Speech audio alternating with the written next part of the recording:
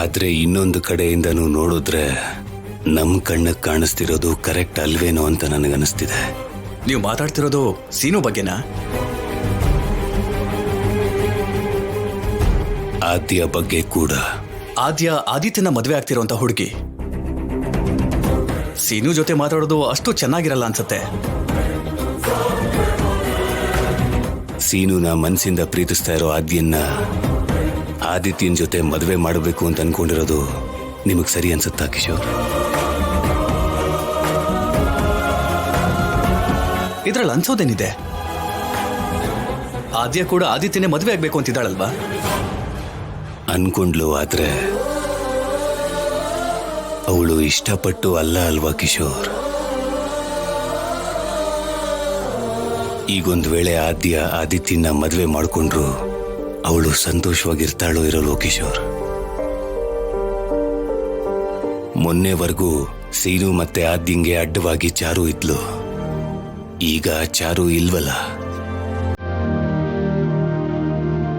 ಅವರಿಬ್ರು ಒಂದು ಮಾಡಿದ್ರೆ ಒಳ್ಳೇದಾಗತ್ತೆ ಅಂತ ಅನ್ನಿಸ್ತು. ಆದ್ರೆ ಒಂದು ಮಾಡೋ ಹಕ್ಕು ನನಗಿಲ್ಲ.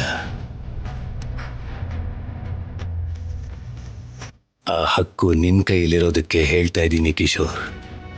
ಒಂದು ಸಲ ಯೋಚನೆ ಮಾಡಿ ನೋಡು. ಆದ್ಯ ಸೀನು ಇಬ್ರು ಒಬ್ರನ್ನೊಬ್ರು ಪ್ರಾಣಕ್ಕಿಂತ ಹೆಚ್ಚಾಗಿ ಪ್ರೀತಿಸ್ತಾ ಇದ್ದಾರೆ. ಅವರಿಬ್ರು ಒಂದು ಮಾಡಿಬಿಟ್ರೆ ಅವರು ನಮ್ಮ ಕಣ್ಮುಂದೆನೇ ಇರ್ತಾರಲ್ವಾ?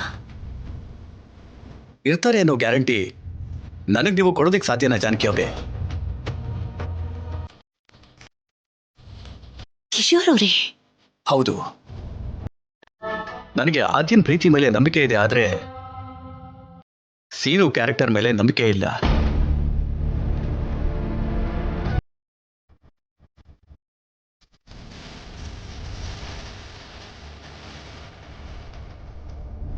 ಆದ್ಯನ ಪ್ರೀತಿಸಿದವನೇ ಅವನೇ, ಆಮೇಲೆ ಆದ್ಯ ಬೇಡ ಅಂತ ಹೇಳಿದವನು ಕೂಡ ಅವನೇ.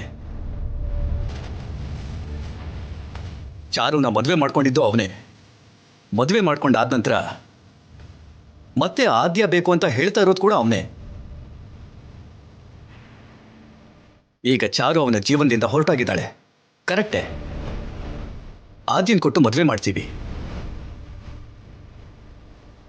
ಆಗ ಆದ್ಯನ್ ಜೊತೆ ಇರ್ತಾನಾ ಇರಲ್ವಾ ಅನ್ನೋದು 100% ಹೇಳಕ್ಕಾಗಲ್ಲ. ಯಾಕಂದ್ರೆ ಈ ಸೀನು ತನ್ನ ಮಾತಿನ ಮೇಲೆ ನಿಲ್ದೇ ಇರೋವಂಥವನು.